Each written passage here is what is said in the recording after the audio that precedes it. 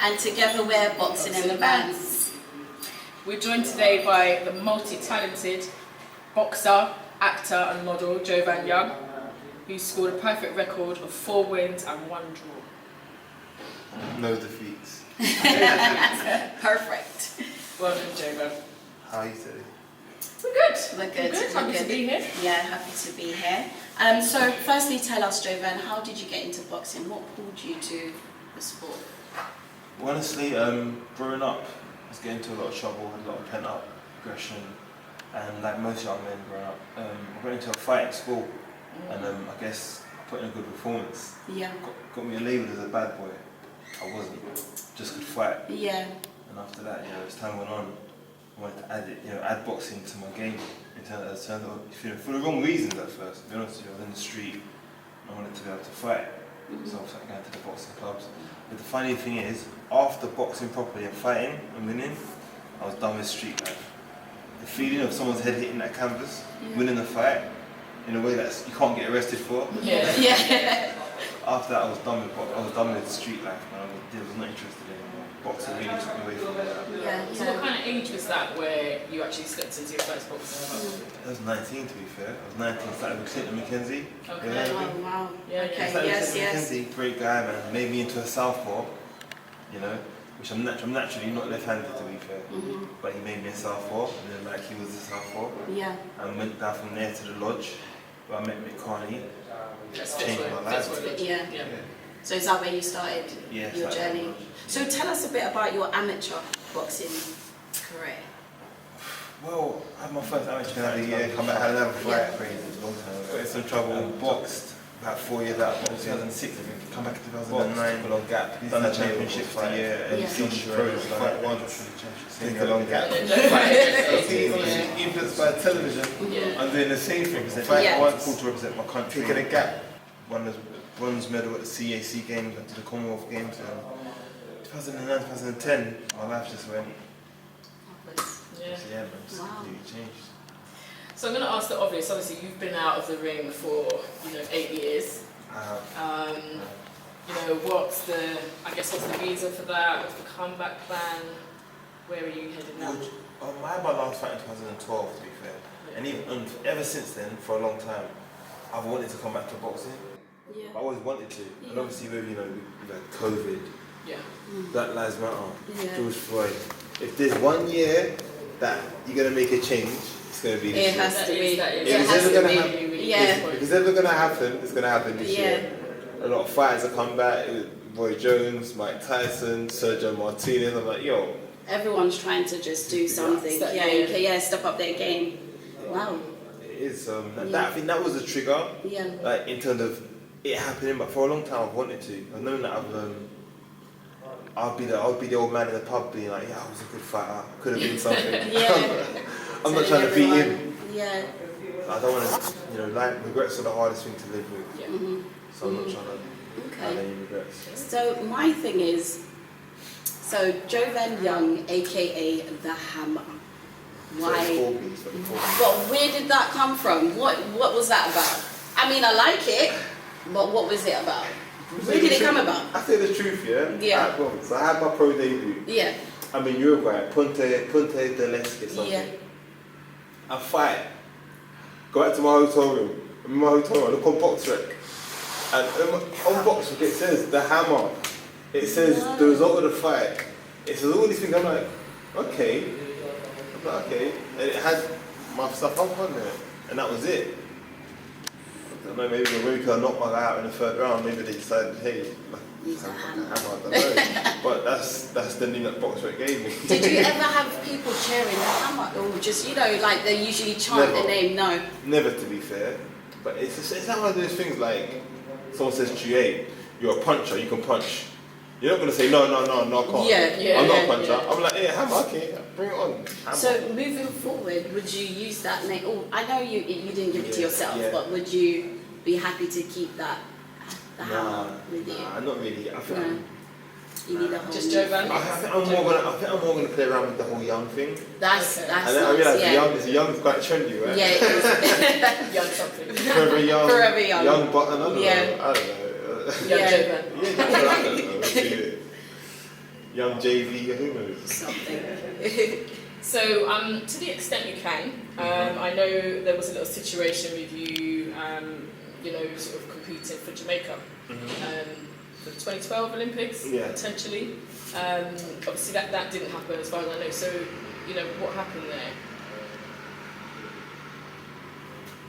Well, we discussed this, right? I know the cameras are on, like I said, I don't want these questions. I'm not going to talk about. I'm being serious. I can't help it. Okay, no. Anyway. Wait, what? Was it the Big Nasty and yeah? Who did it? Who was it? Not Romeo. What was the guy from So Solid? He did that. What you just did, and I was like, huh? But anyway, go on.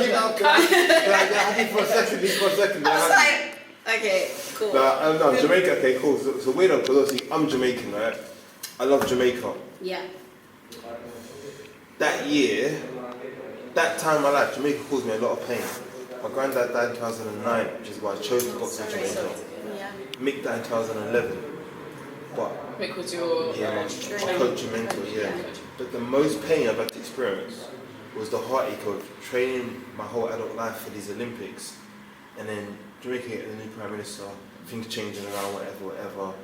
I'm not going to say anything bad about them as a country. To not send me to the last qualifier, even though I beat the guy who beat the guy for the Olympic spot. Imagine that. So I beat the guy that went to the Olympics, and I beat the guy that they sent for the qualifier. And I beat him in a box off that they arranged to choose who goes. I beat him and they still sent him. Something to do with paperwork or some kind of politics, whatever. It definitely doesn't sound right. It definitely wasn't. Again, I'm going to be nice and not get into it, but there's other things involved, as you can imagine, you know. But I had to get over it. Yeah. And I guess I was kind of mad at boxing, and obviously my last pro fight in America was a draw, where it wasn't really a draw. I beat the guy, but you know they called it a draw. He's an American guy, I'm an English guy in America. You know how it goes. Out there you got to knock him out, or you're not going to get the decision you want. So I think the Jamaica thing coupled with that result, I was quite angry at boxing. I'm done with boxing. That boxing's a person. That boxing kills. You know what I mean? I'm back to that boxing kills. I'm angry at boxing. And obviously, after a while, I'm like, do you know what? I need to do this for me. This is for me. It's going on. Like I said, quarantine, COVID, here we are. Yeah. So you had so much hype abroad in regards to your boxing. What made you come back here to pursue and start? Maybe not again, but just revamp your whole. Right now, or before? Well, right now. What made you come? Okay, well, I came back in 2012 because I come back to England because I got my daughter here. Yeah. So I come back to London. Yeah. But right now, like I said to you, there's things happening that's definitely triggered it. Yeah. Because I've been toying with it for ages. Obviously, as an adult, it's like you train, you get back into it, but you can't consistently train and sacrifice. You can't just make your life all about boxing again. Yeah. It's kind of hard. But I've had that push this year, and right now my life, I see my kids, I go to the gym, go to sleep, that's it. Kids, boxing, rest. Yeah. Kids, box, that's it. That's all it is right now. So is that your passion? Logically, I guess that's kind of hard to just say, you know what? Forget life, forget success, forget money. I'm gonna just, kids and boxing. It's kind of easier said than done. But guess what? It's 2020, man. I'm doing it. I believe you can do it. I believe in you. Definitely believe you can do it. I think you got a lot of passion in you. 100%. Yeah. So another thing as well, like the whole BLM thing, it's like to have a seat at the table, to have a voice that can have real influence. I kept going. I wouldn't have had a voice. I got no voice, and I want a voice. And I want to make an impact, and I want to affect my community, my people positively. That's another reason. Why I'm here. So let me skip back a little bit. We saw in a previous interview that you'd had an invite to the Mayweather gym, I think from Jeff. Did you ever get to go out there? I never went, you know. You didn't? I never went. I went to Orlando, Prayer. I went to Miami, where I was just went to Glenn Johnson, who was another Jamaican boxer. He, ex-world champion. I was with Glenn Johnson in Miami. I travelled to New York. and I took Lisa's gym. That was it really. Spent a lot of time boxing in Jamaica. Obviously competed in Ecuador, competed in India, competed in Panama. The list is it's still going to happen. It's still It will there, happen yeah, one day. of course. Hopefully it does. It will. And so you was a part of a web series, Growing Pains. Yeah, why are you smiling? I see that face. I'm like, what's she gonna, yeah. I'm like, what's she gonna ask? No, me? I just want to know, how did that come about? Like, like where did it start? Boxing to yeah, it's like a big Quite a jump. a jump. Do you know what it was? My favourite fighter is Roy Jones, yeah? Yeah. Okay. I idolised Roy Jones so much as a fighter. Roy Jones did a bit of acting, did a bit of rapping, did it. And I felt like, you know, you see yourself in someone's likeness. Or like, we similar. Yeah. We similar, like trying to make links, like, yeah, like. So yeah, also the greatest, okay, a bit of acting, so opportunity come up. And someone mentioned the casting. I'd previously done a GQ shoot. I was in GQ, so modelling, acting was something that I was always getting pushed towards. The casting come up for a Tasha Adams show. Tasha Adams got a show together called Grand Pains. I went down there, got the casting, got the role. And yeah, it was a great experience, man. Was you nervous? Because obviously they have to do the casting, so. Do you know what? I wasn't, you know. I wasn't, but I was. Yeah. I went in there like I didn't, like I was kidding. So going in there as a fighter, it was nothing like boxing.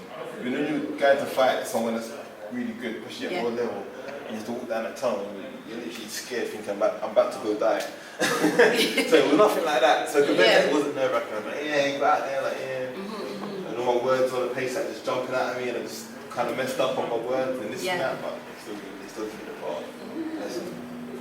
It's a very good show. Make sure you watch it. Grand Pains.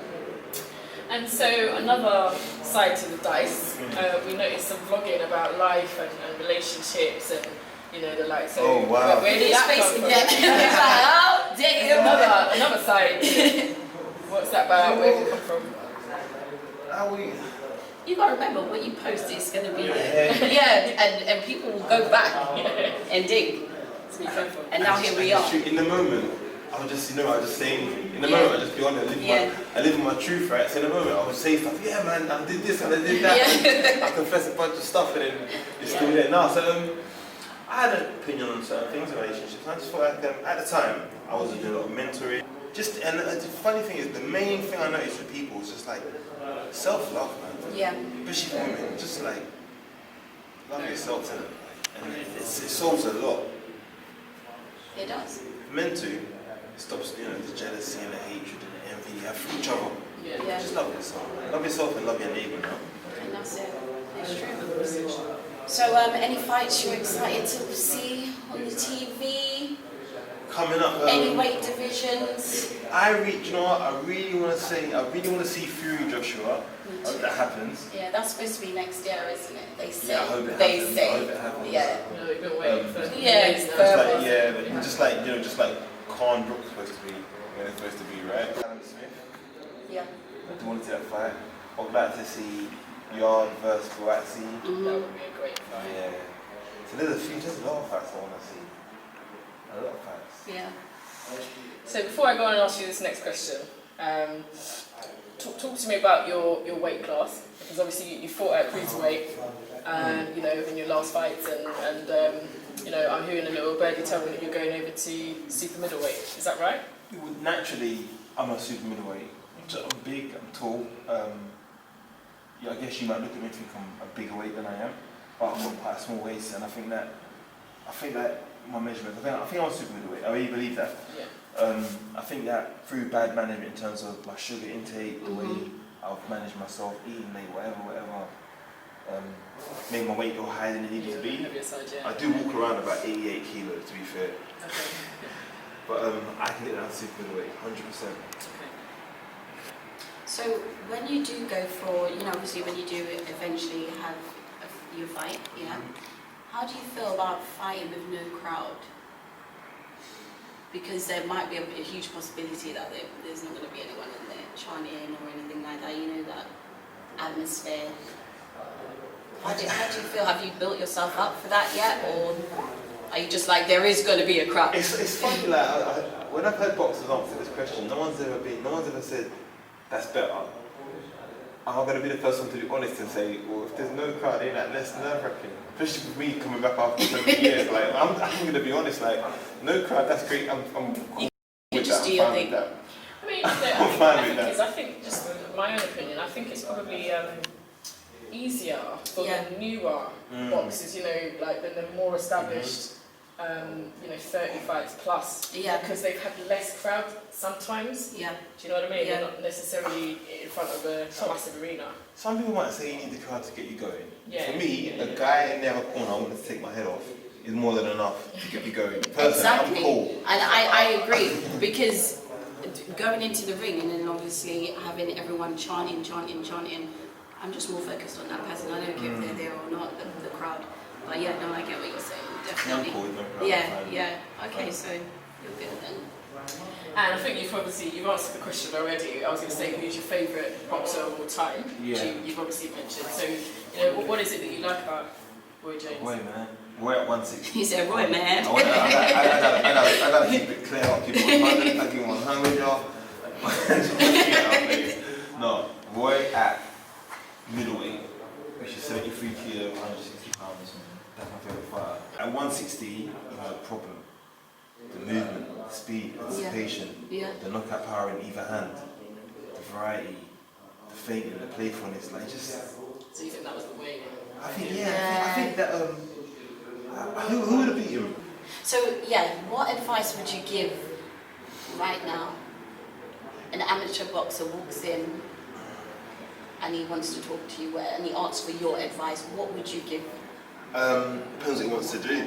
I'll be like, be clear on what you want to do. Yeah. Don't waste any time. Yeah. Like, enjoy what you do. They say the man that loves what he does, man that loves his work never works a day in his life. So make sure you love what you do, make sure you enjoy the game. If you're going to stay in it, you've got to enjoy it, because boxing's a brutal sport. It's a brutal sport. Yeah. Amateur boxing, not so brutal. And furthermore, professional boxing is a business altogether. Yes. So if you're going to get into it, make sure you love it. That's what I'd say. And enjoy yourself, man. Just quickly, just to go back, you said you had 2 little girls, didn't you? If you had a boy, would you get him into boxing? 100%. Would you push him? Oh, you would push him? 100%. Yeah. But to me, it's going to sound crazy. I'd say to him, you're going to box, only to a point. Okay. You don't want it to sound pro. No. Easy way to make money. Yeah. You're going to box because you're going to get the discipline, Yeah. the sacrifice, Yeah. the strength, the confidence, Yeah. the ability to, just like boxing gives you a lot of great skills that help you in life. Boxing is the greatest metaphor for life.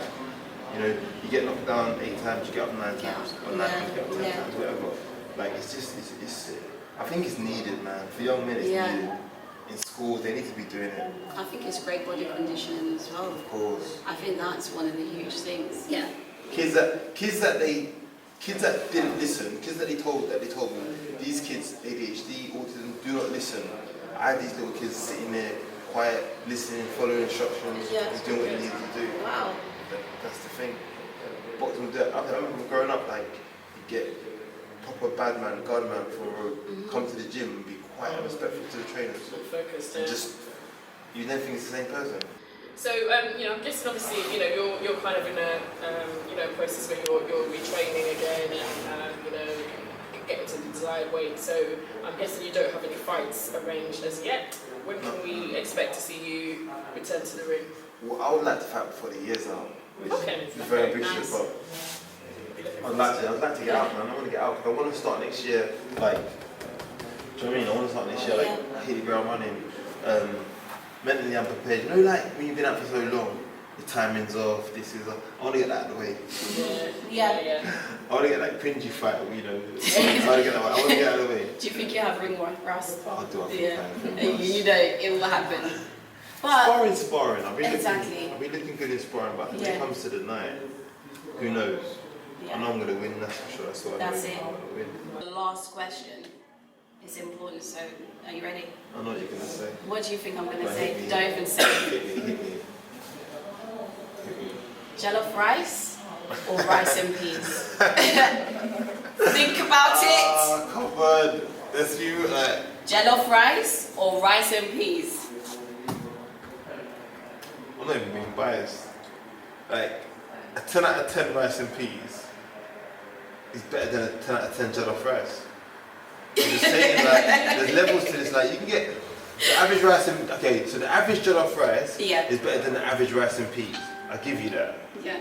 But the rice peas that my grandma makes is better than any jollof. Whereas these people that cook rice peas, they can't cook. That's what it is. My rice and peas is alright, I think. See, my rice and peas is If bomb. you think jollof is better, it's because you're not cooking your rice and peas, man. Yeah. No, do you know, I get that. I'm going to refrain, I'm not going to say too much. I've heard that before, but I do love the both of them. But yeah, that's your answer, so that's absolutely fine. Listen, Jovan, it's been a great interview. Thank you so much. Best of luck when you come back. Let everybody know where they can contact you on your social media. Yeah.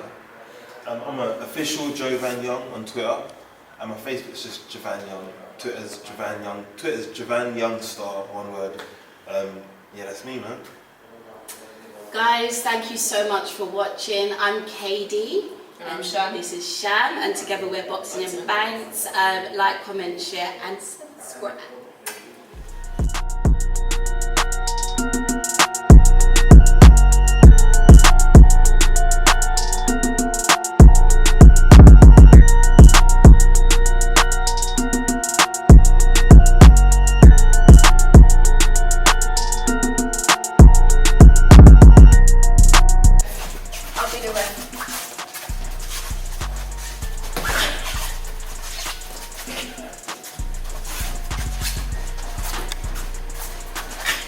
What strong legs? You got hit in the belly, bro. Throw some licks now. Well, uppercut, Shan.